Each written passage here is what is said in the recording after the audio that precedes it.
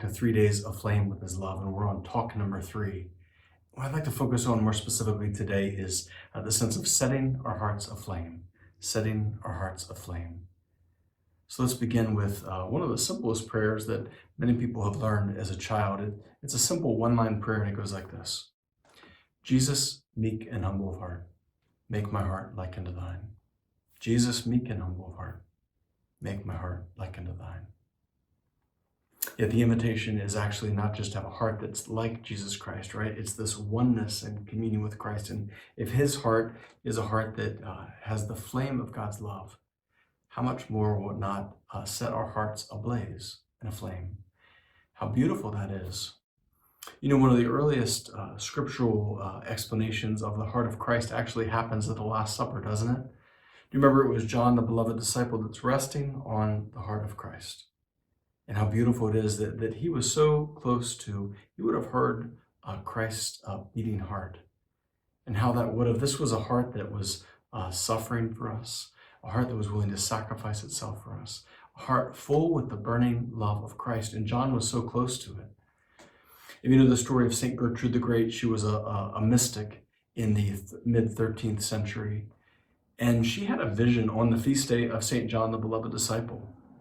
And in this vision, she asked Christ, and this is what she said. She said, well, beloved of the Lord, right? He was the beloved disciple.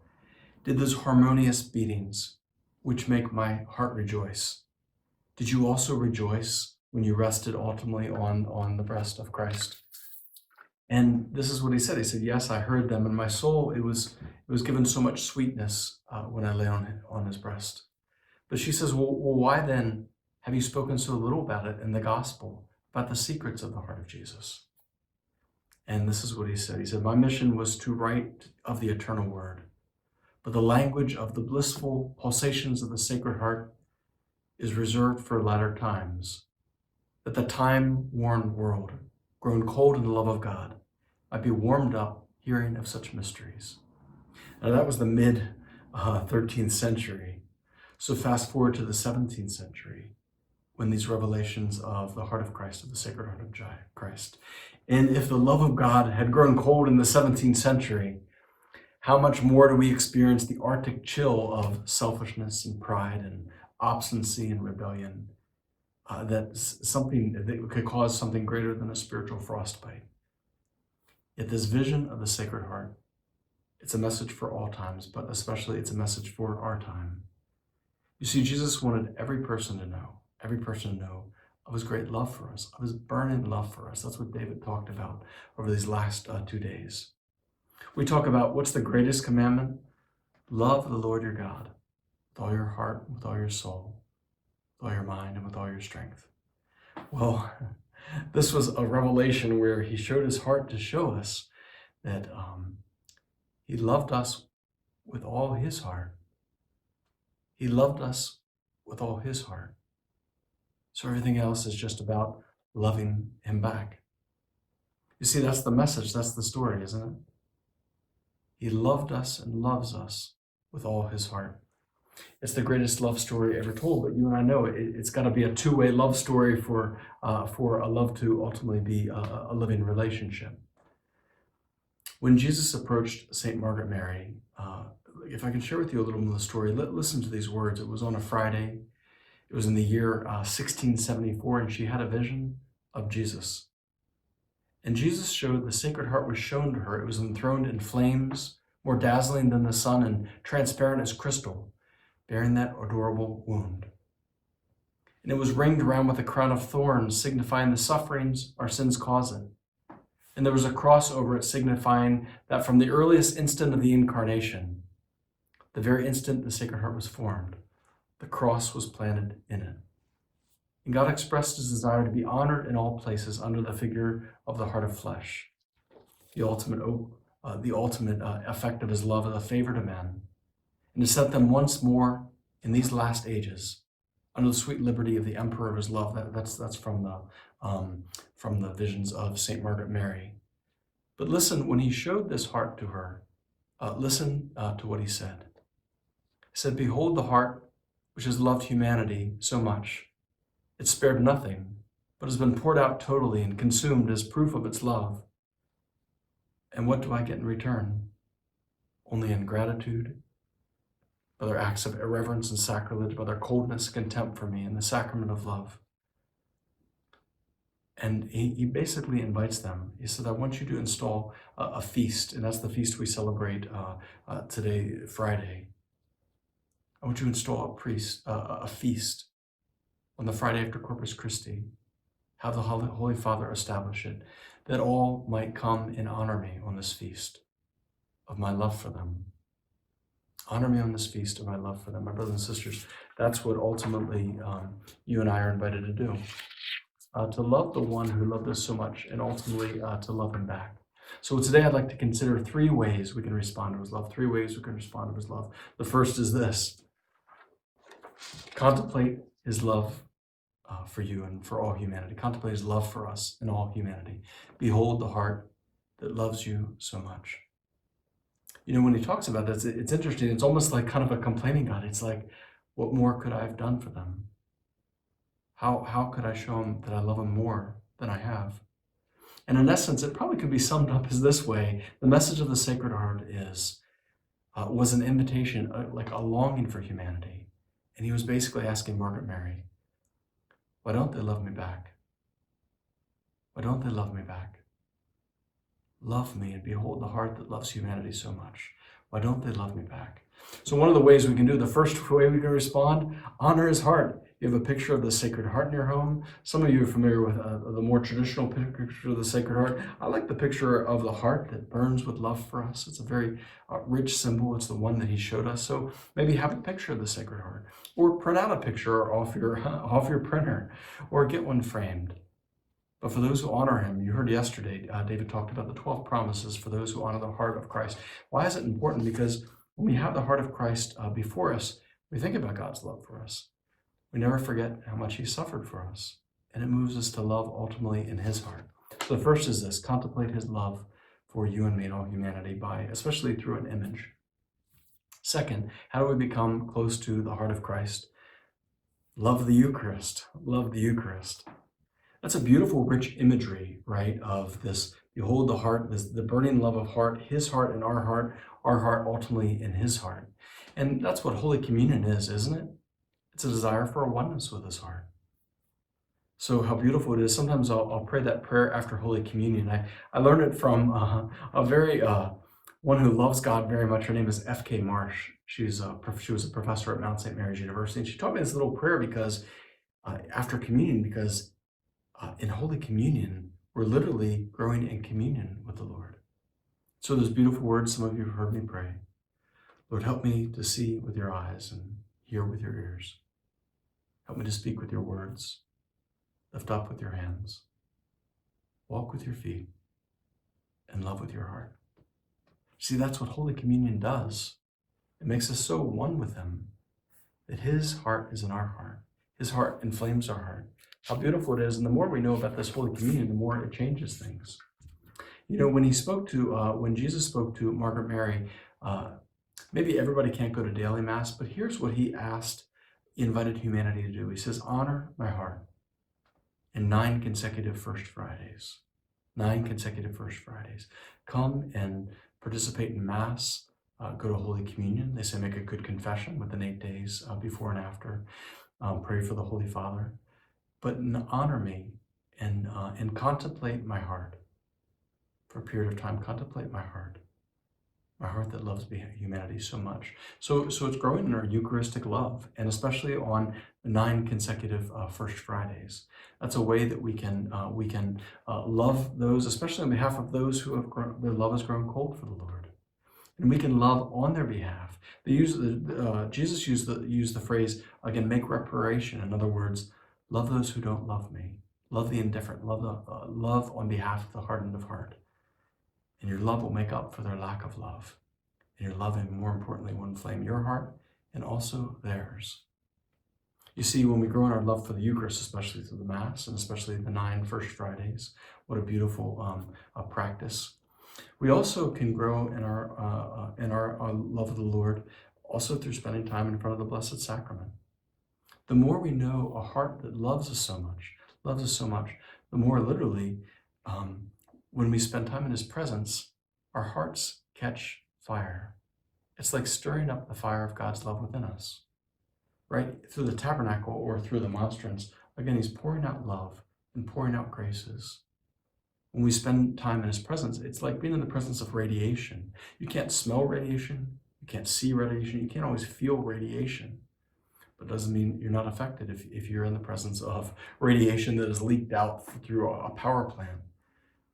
How much more is it with the Eucharist?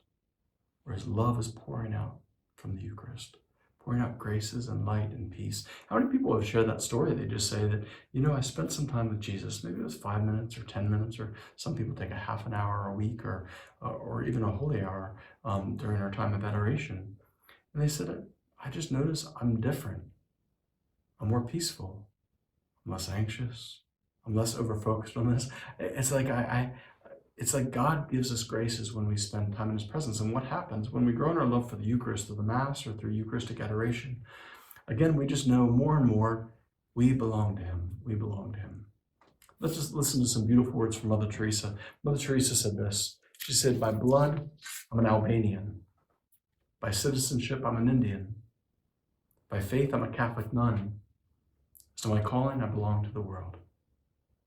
But as to my heart, I belong entirely to the heart of Jesus. When we grow in a Eucharistic love, the Eucharistic amazement and Eucharistic love, it inflames our heart. It's one of the concrete ways that we can grow in love, and Christ makes himself that available in the Eucharist and in the Mass and Eucharistic adoration to set our hearts once again anew and aflame. Third, the more his heart and his own heart, what does it do? It affects us. It actually inspires us and encourages us to love as he loves, to love as he loves. I think of a few stories. You remember the case of Damien of Molokai. Damien was a Belgian priest, and they were looking for missionaries to go to the leper colony. Now, if you're going to go to Hawaii, you might say like, oh, he's going to volunteer to go to Hawaii. No, he was going to a place of where everyone was dying, to a leper colony. And what happens is, once you go to the island, you're not allowed to come back. Talk about being quarantined for the rest of your life. They're like, we need volunteers, but you can never come back again to serve the dying and the smells of the dying of those who had leprosy. And it was a chaotic environment. We need someone to be the presence of Christ and to go there. And Damien volunteered. And he went there, and he was the love of Christ for them. He ultimately, in his case, although others didn't catch leprosy, he did. He became this great witness in his body, right? No greater love than this. Laid down one's life for one's friends. And that's what he did. He did for many years. He served the lepers. He ultimately caught leprosy. But he was a great witness of love, and love inspires love. Love inspires us to do things that doesn't make sense. Love inspires to give oneself in imitation of Jesus Christ, and that's certainly the example of Damien. On Tuesday is the feast of St. Joseph Cafasso, right? He felt a call. He was a priest, and he heard about kind of the toughest areas, right, were the prisons. They were unsanitary, they were inhuman conditions, and he especially, right, there were no lamps in the prisons. It was dark and dingy and moldy, and there were rats and just the worst of places. And he would go to be a witness of the love of Christ. He spent much time here in confessions, much time visiting men and women in prison, and would preach to them about the love of Jesus Christ. So he would be like this light in the darkest of places, especially the prisons that were awful places. It was described that regularly he would get lice from those who were in prison. And do you know what he called lice? He called them living silver and moving riches. Because I'm bringing the love of Christ, even if I get this, I'm not thrown by this. Like, that almost sounds, ridiculous. It almost sounds foolish, if not for the love of Christ. But he was willing to go where other people weren't willing to go. Mother Teresa had that, willing to go where other people would go, willing to love others who are hard to love. You see, when the heart of Christ inflames us, it inspires us to serve, inspires us to sacrifice for others, inspires us to be a witness of love and hope and faith and joy, how beautiful it is, and even a witness of peace. The last story I share with you is this. Do you know the story of Tagashi Nagai? Tagashi was in the time of Nagasaki, right? The atomic bomb went off in Nagasaki and destroyed the whole city, including his wife. He found his wife charred with a rosary in her hand. Nagasaki, they lived in the heart of Nagasaki. He was saved along with his children. He had some of the effects of the radiation, especially from his work with radiation research. He was a scientist. And he spent the end of his life, he was one of the first to, I'm going to move back to the area where all the rubble is. And I want to be a witness of peace and witness of hope for Nagasaki. And he was this great witness as a peacemaker in saying, we're not called to take vengeance. We're called to be a witness of peace and a witness of love. And he became he helped with the beginning of the revival of Japan after the bombing of ultimately in World War II. And he started this little hermitage. It was called As Yourself, after the words, love your neighbor as yourself. And this is what he told his children. He says, my dear children, love your neighbor as yourself. This is the word I leave you. It's by this word that I begin this writings. It's perhaps at how I'll end it. And again, it sums everything up. Love your neighbor as yourself.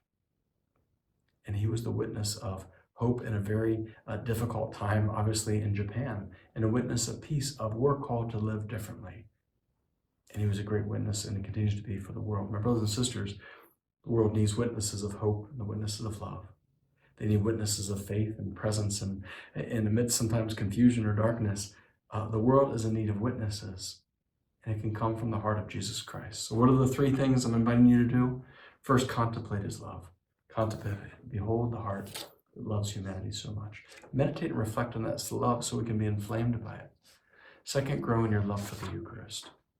Your love for the Mass, especially the 9 First Fridays. I highly encourage that, or more frequent Mass, or spend time in front of the Blessed Sacrament, even a few minutes, or if you're passing by a chapel, spend some time to allow your heart to be inflamed.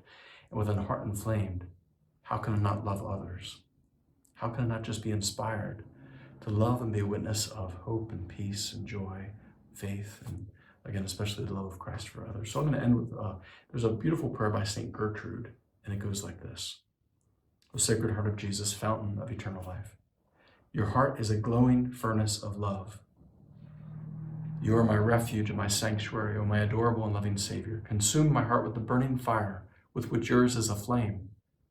Pour down on my soul those graces which flow from your love. Let my heart be united with yours. Let thy will be conformed to yours in all things, and may your will be the rule of all my desires and actions. And I would add this: give me your heart and place it in my heart, and set it aflame for you, and also to be a light for others and my love for them. Jesus, meek and humble of heart, make my heart like unto thine. May God bless you.